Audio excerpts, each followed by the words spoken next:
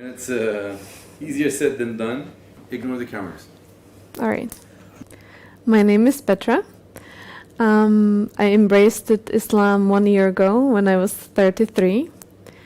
I came from Czech Republic. Well, when I was born, it was Czechoslovakia. And my hometown is Kladno, which is the biggest nearest city to Prague. My family, well, I cannot say we were religious because back in communism there was the support of the church was not there. So people who wanted to be religious, they were practicing mostly at home and not openly. So in our family, we were celebrating Christmas and Easter, but we didn't know, or I was not told how to pray. There was no Sunday school when I was a kid, or any religious studies at school. So I was not exposed to any religious activities. We didn't go to church even during Christmas. It was just a family gathering and happy times when we were exchanging gifts. The first time I got exposed to religious people and people who were praying was when I came to UAE. That was in 2007. And I was working in an airline. And whenever we took off with the plane, I saw my colleagues sitting next to me praying. Either they would make the cross and they would pray, they were Christians, or because it was Arabic airline, before every takeoff there was a prayer showing before they will start doing the safety video. So hearing the prayer before every takeoff, it has an impact on you. Like you already know the words and you are looking forward, because then everything had to stop. We couldn't do any service and we were just there sitting and waiting. So these moments, I would inside me say, let's have a good flight and safe flight and come back safe. So I did it for 7 years. All these inside prayers, make this flight safe, let us all be safe. But I didn't know the meaning and the reasons or why, so I was just doing it. And then with all my friends around here that I made, some of them were Muslims, so I started to ask questions and be interested more in the reasons.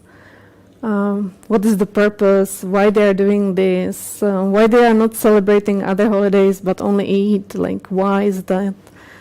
So by getting the answers, I was slowly more attracted to Islam. My heart got open, and alhamdulillah, that was the way how I slowly started to learn. And comparing also other religions, because coming from or seeing Christianity as the biggest religion, I was trying to get the differences between Christianity and Islam. Leaning forward to what was true, in Islam, everything made more sense. So, and Islam is teaching everybody should know how to pray. You don't need a priest to forgive you. It's just you and your relationship with Allah, that He will be the most forgiving whatever you are doing.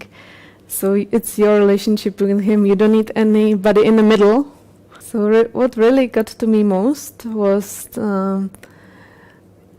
by learning the differences between Christianity and Islam, finding that Christianity divided into multiple categories, having different sects, and Islam stayed the original one since the beginning. It didn't change.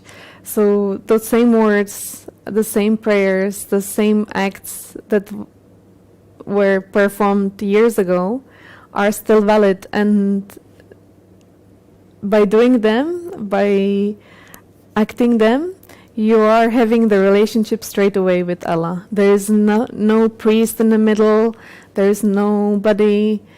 You just need the Quran, you just need the book, you just need to read and educate yourself, and the guidance comes straight away.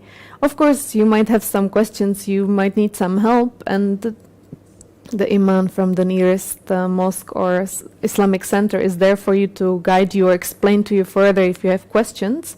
But once you learn it, once you start practicing it, then you can go ahead and you don't need any more of guidance how to do it properly, only maybe just to refresh yourself if you get lost again. But you don't need a priest, you don't need to pay for forgiveness, you just pray and you will be forgiven because Allah is the most forgiveful. So, yeah. Before converting, by living here in the UAE more than 7 years and interacting with the local people, with the Muslim friends, I never encountered anybody pushing me to come to Islam. It had to come from me, the first step. So once I did it and I converted, suddenly everybody was interested. Like I became like a celebrity. It was so fun and so nice. Like people at work, now I changed my job. I'm not flying anymore. I'm in the hospital. That's very nice. Before converting, my concerns were, of course, for my family, how they would accept it. And my mom, she has this sense, of course, I'm her daughter, so she's connected with me. So whenever we were Skyping, she would be like, there is something on your mind, you know, there is something going on. What's happening? And when I talked to her and I explained to her my feelings and what I want to do, even before, she would be like, you're adult, it's your life. If this is the way that you need to live your life, then you have to do it. You cannot hold back and then say, we didn't encourage you. It's your life. So I was blessed in a way that I got the support even before.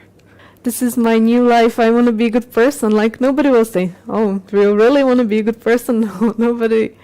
You just need to make the first step and everything will fall into place. That it's not bad. It's nothing is wrong. And with the time, they will overcome. Maybe if it will be your parents or your best friends, maybe give them 1 year and they will see that you really didn't change. You're just praying and you're worshipping one God, and that's the whole change. Ask yourself also these questions. Do you believe that there is only one God? Do you believe that He doesn't have any partners? Do you believe that there is an afterlife? If you ask all these questions and your answer is yes, then nothing should stop you, because you never know if you will wake up the next day and go to the nearest mosque, go to the nearest Islamic center, ask them for advice. Every imam, he will ask you again, like, are you sure? Does it come from your heart? And if it comes, then there is no reason why another day you should not be a Muslim.